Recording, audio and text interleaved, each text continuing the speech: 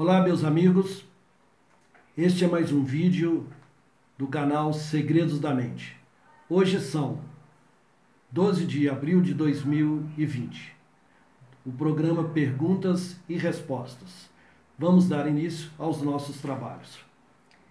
Antes de darmos início, gostaria de lembrar a você, caro ouvinte do canal Segredos da Mente, que caso haja alguma dúvida ou caso queira fazer alguma pergunta pertinente ao canal, acesse nosso e-mail segredosdamentecanal@gmail.com, que responderemos o mais breve possível. A primeira pergunta que chegou até nós foi a seguinte: Fábio, estou numa relação conflitante há mais de 5 anos. Rancor, mágoa e tristeza já fazem parte de mim. Não consigo perdoar. Tem algum outro caminho? Ok. Vou repetir a pergunta. Estou numa relação conflitante há mais de 5 anos. Rancor, mágoa e tristeza já fazem parte de mim. Não consigo perdoar. Tem algum outro caminho? A resposta é simples. Não. Não existe outro caminho. Toda e qualquer relação conflitante, toda e qualquer absorção, criação de uns sentimentos ou emoções negativas em você, só tem um caminho, é o perdão. Vamos trabalhar um pouco mais essa resposta para que você tenha um entendimento melhor. Temos que ter consciência de que é difícil você perdoar. É difícil você eliminar mágoas, é difícil você eliminar tristezas. Porque isso é muito forte para quem está vivenciando uma situação dessa durante um período relativamente longo. E como foi dito para vocês, essas emoções e sentimentos armazenados promove todo um desconforto da sua vida. Então veja bem, quando você, há 5 anos atrás, começou a armazenar essas emoções e sentimentos, você passou a dar vida, você passou a dar forças para que estas emoções e esses sentimentos tomassem conta e ficasse à frente do controle da sua própria vida. Significa, então, que quando nós assim agimos, ao longo do tempo, nós vamos perdendo cada vez mais o controle. Isso é interessante vocês prestarem atenção como que a mente funciona. Essas emoções, essa desarmonia, essa mágoa, rancor, tristeza, elas vão tomando corpo. Então, à medida que isso acontece, ao longo do tempo, vai ficando cada vez mais difícil você dominar, você eliminar. Já são 5 anos. Se você não eliminar isso agora, o que será daqui a 10? Porque estas emoções e sentimentos vão destruir o seu corpo por completo. Elas vão comprometer a sua evolução e aí você realmente perdeu a batalha. Não existe outro caminho a não ser o perdão. O perdão, quando você entende o significado dele, quando isso passa a ser a sua verdade e você age de acordo com o que eu vou dizer agora, você consegue sim eliminar esses sentimentos e essas emoções desarmônicas, negativas ou qualidades não essenciais, que é a mesma coisa. Então veja bem, A primeira coisa que você tem que fazer é que nós chamamos de autoafirmação positiva continuada. Guardem esse nome. Autoafirmação positiva continuada. Esse é o remédio. Agora, a dose que você vai dar, ou a dose que você vai absorver, ela tem que ser, devido a esses 5 anos, tem que ser uma dose mais forte. Então, o que vem a ser autoafirmação positiva continuada? Você vai combater a sua raiva, a sua mágoa, a sua tristeza, fazendo afirmações com relação ao que levou você, há 5 anos atrás, a absorver isso ou criar isso dentro de você. Porque quem criou isto dentro de você, no seu coração, foi você. Não foi a pessoa com a qual você está tendo uma convivência. O que ela fez é outro assunto. Mas o que você fez com você é de sua responsabilidade. E só você pode resolver. Então, a autoafirmação positiva continuada, você vai buscar isso lá atrás. Quando é que isso começou a surgir na sua vida? E com certeza foram pequenos detalhes, pequenas coisas que aconteceram na sua vida. Vamos pegar aqui algum exemplo. Vamos imaginar que seja marido e mulher, para que possa dar como exemplo. Em você sendo esposa, imagine o seu marido tendo um comportamento, eu diria que é inerente ao homem. Deixou a toalha no chão do banheiro. Essa é uma atitude? É uma atitude dele. A questão é como você interpretou com a leitura que você fez. Você ficou chateada? Você deu ênfase àquela situação e aquilo ficou registrado, passou a ser sua verdade. O meu marido, ele não é cuidadoso. Ele faz isso, ele não se preocupa com isso. Então, quando você assim age, você está dando vida. E outros exemplos no dia a dia que nós poderíamos citar. Ok?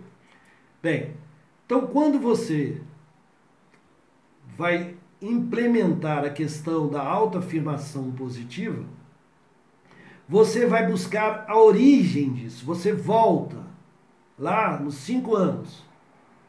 Identifique ou procure identificar todos os pontos. Vamos dizer que seja 2, 3 ou 4. E você vai fazer então um trabalho de anular tudo aquilo que você lentamente foi dando vida. Você vai fazer uma afirmação ao contrário. Exemplo, no caso da toalha do banheiro. Ele deixou isso porque ele é só esquecido. Mas ele é uma boa pessoa. Ele é cuidadoso.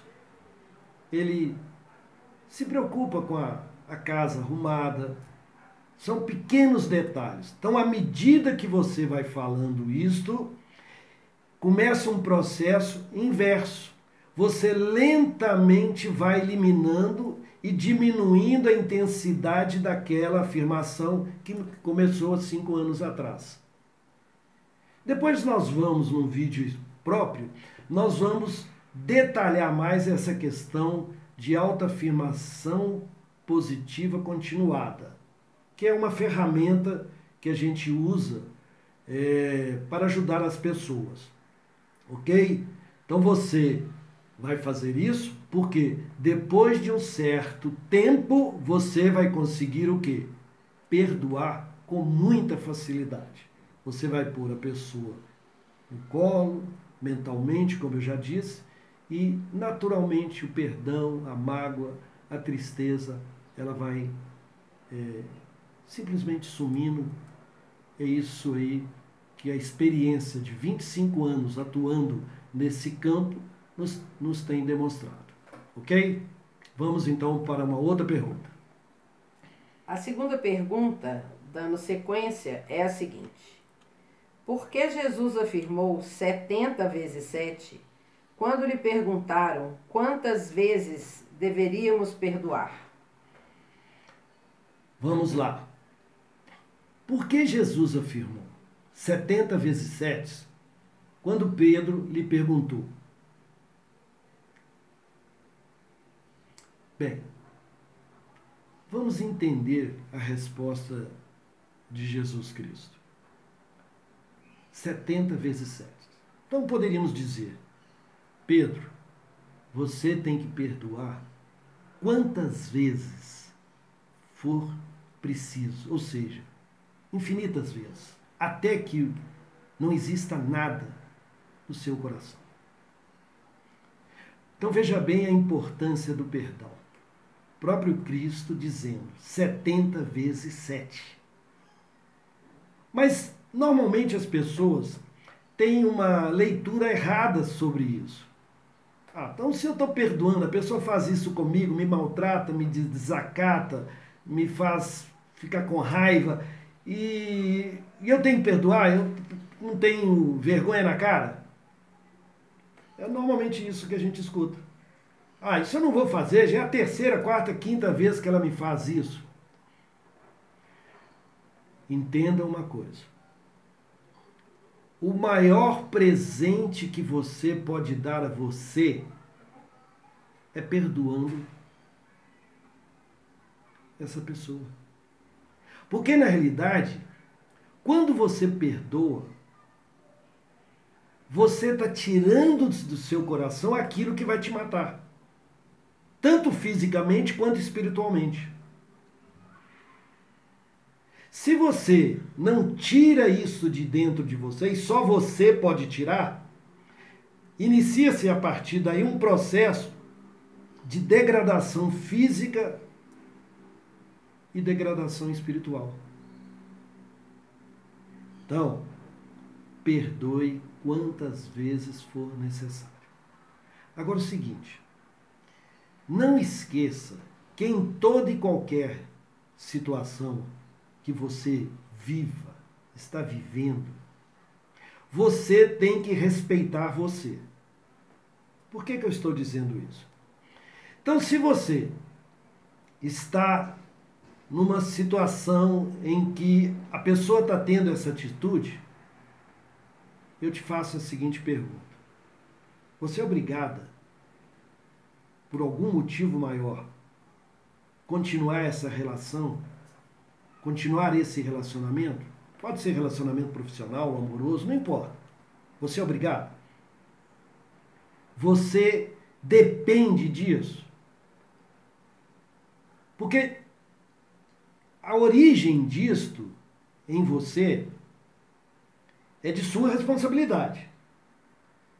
Se você não tem nenhum compromisso, se você não está sendo obrigada a ter esse tipo de relação, é um direito seu, o quê? Também se afastar.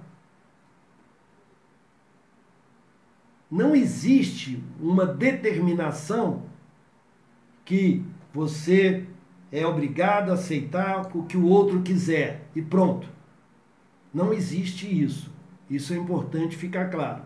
Então, em respeito a si mesmo, você tem o direito também de se afastar. Mas mesmo se afastando, você não pode continuar ou carregar consigo todas as dores e os sofrimentos frutos desta relação. Por isso que o perdão, ele é a única ferramenta a ser utilizada em qualquer situação. Ok? Continuando, a terceira pergunta é a seguinte: a população de rua nos desperta pensamentos de julgamento, ou seja, eles são os únicos responsáveis por onde se encontram? Costumo validar essa minha forma de pensar. Estou certo? Essa pergunta, ela é interessante. Eu vou repetir. Diz o seguinte: a população de rua nos desperta pensamentos de julgamento, ou seja, eles são os únicos responsáveis por onde se encontram. Costumo validar essa minha forma de pensar. Estou certo? Vamos lá. Então veja bem. Quando você vivencia uma situação como esta e despertou em você o julgamento, esse é o primeiro erro que a gente comete. Porque quando você julga, você está partindo do princípio que a verdade está com você. Esse é o primeiro erro que cometemos quando julgamos qualquer coisa. Você diz, isso é certo, isso é errado. Isso eu quero, eu não quero por causa disso. Então a verdade está com você. No momento, então, que você está dizendo, eu tenho pensamentos de julgamento, porque eles são os únicos responsáveis por onde se encontram. Então, isto que você acabou de dizer para si, dentro de você, está errado, porque você não tem essa certeza. Quem garante que eles realmente são os únicos responsáveis? São N fatos que podem ter acontecido que não possivelmente poderiam não ser de responsabilidade dele. Alguns sim, perfeitamente poderiam ser de responsabilidade dele. Então a questão não é o pensamento em si, por si só. É a questão que quando você pensa dessa maneira, você está assumindo uma posição de que você é o dono da verdade. E isto incorre num grande perigo e você não deve cometer esse erro. E aí você termina dizendo, você costuma validar esse pensamento. Eu estou certo? Então, concluindo a resposta. Tome cuidado ao assumir essa postura de que você tem todas as informações com relação àquilo que você está julgando. E eu diria para você, ninguém detém todas as informações, porque isto é um sistema social e o número de variáveis presente num sistema tende para o infinito. Significa que, matematicamente, a probabilidade de você ter conhecimento de todos os fatos ocorridos na vida de A, B, C ou D, ou de quem quer que seja, não é uma verdade absoluta. Ok? Vamos lá. Na última semana, me deparei entregando marmitas para 15 moradores de rua, atendendo a um pedido do meu gerente na empresa onde trabalho. Não gostei de participar desta ação. Cometi um pecado? Essa pergunta, eu diria que é um dilema de muitas pessoas que participam, inclusive.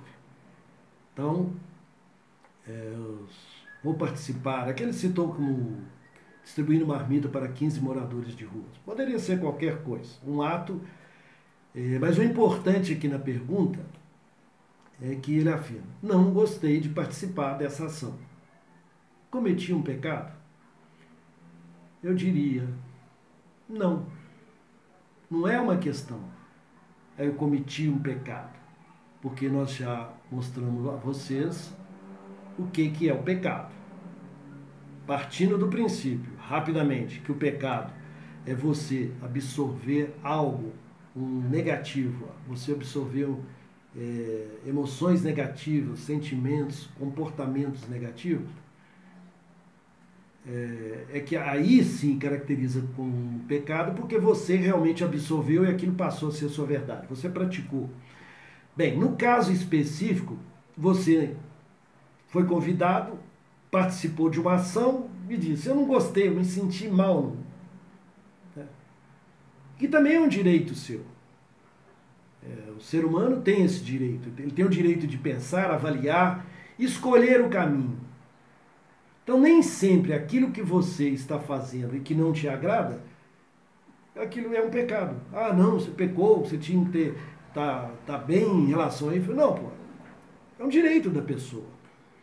Porque o objetivo de tudo isso, você também não pode condenar qualquer pessoa pelo simples fato, ele teve um pensamento, ele está raciocinando em função de uma situação dele que ele está vivenciando, e ele está sentindo isso.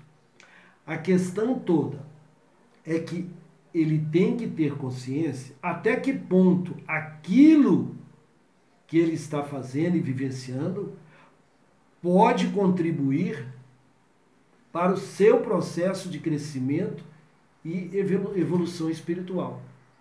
Porque se ele está fazendo e não está sentindo bem, está definido. Ele não está evoluindo pelo fato de estar praticando aquilo que se chama boa ação. Aos olhos dos outros, como nós já dissemos, pode até ser uma boa ação. Mas para o indivíduo não é. Acabou. Já está definido. Então, esse entendimento é importante. Mas você também não pode se sentir culpado por você não se sentir bem em fazer aquilo. Então tome cuidado. Porque senão, aos olhos dos outros está tudo bem, mas aos seus olhos você promove equilíbrio e desarmonia. Teoria de sistema.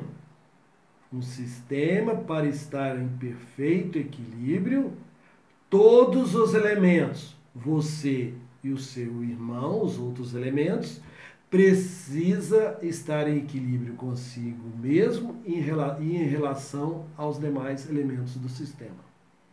Isso ajuda vocês a refletirem. Primeiro postulado da teoria de sistema. Ok? Vamos lá. A nossa última pergunta hoje é a seguinte. Fábio, tenho uma enorme dificuldade de me relacionar com Deus. Não consigo imaginar este ser divino da forma como nos ensinaram. Então, eu sou ateu? Olha, essa questão toda, né? Pessoas têm dificuldade de relacionar com Deus e aí fica esse conflito. Sou ateu, não sou ateu, acredito em Deus, não acredito? Eu diria o seguinte para vocês. Você acha que Deus está preocupado se você acredita ou não acredita nele? Reflita sobre isso. Não está preocupado com isso, não. Você, como ser humano inteligente, você tem livre-arbítrio e você tem a capacidade de racionar, avaliar, pensar. Você não é escravo do pensamento de uma ordem superior. Nada disso. Você pensa o que quiser. Isso é um direito seu. Você é um ser livre em todos os sentidos, principalmente espiritual. Até que na condição humana, dependendo do regime no qual você está inserido, qual sociedade, talvez essa pseudo-liberdade ela não vai ocorrer. Mas você é livre para pensar. E Deus não está preocupado se você acredita ou não acredita nele. A regra do jogo nesse sistema é o seguinte: você está fazendo isto, a sua vida, conduzindo a sua vida de uma maneira em que você respeita a si mesmo e respeita o seu semelhante? Essa é a regra do jogo. Você está dando a você ou ao seu semelhante aquilo que você gostaria de receber? Se você está dando ao seu semelhante o que você gostaria de receber, continue. Essa questão de ser ateu ou não ser ateu, eu diria que é uma convenção humana. Se acredita em Deus, se não acredita. O que importa é que você vivencie o verdadeiro amor, que você pratique o verdadeiro amor. É isso que interessa. O resto, tudo é adorno. É questão de cultura. Só isso. Então é importante este nível de compreensão. Porque de adianta você dizer, eu sou católico, eu sou isso, protestante, eu sou espírita, o que seja, e você está prejudicando o outro, infligindo dor e sofrimento às pessoas. Ah, não, mas eu acredito em Deus. Ah, é? Então, não é por aí. O importante é como você age, como se comporta e como você pratica de fato, e se pratica o amor da sua vida. Tá bom? Ok? Eu acredito que estas respostas tenham ajudado a vocês e agradecemos a presença de todos que estão participando e assistindo os vídeos desse canal. E por favor, deem um like, porque coloca o nosso canal numa posição de destaque dentro do YouTube. Ok? Eu agradeço, um abração para todos e até lá.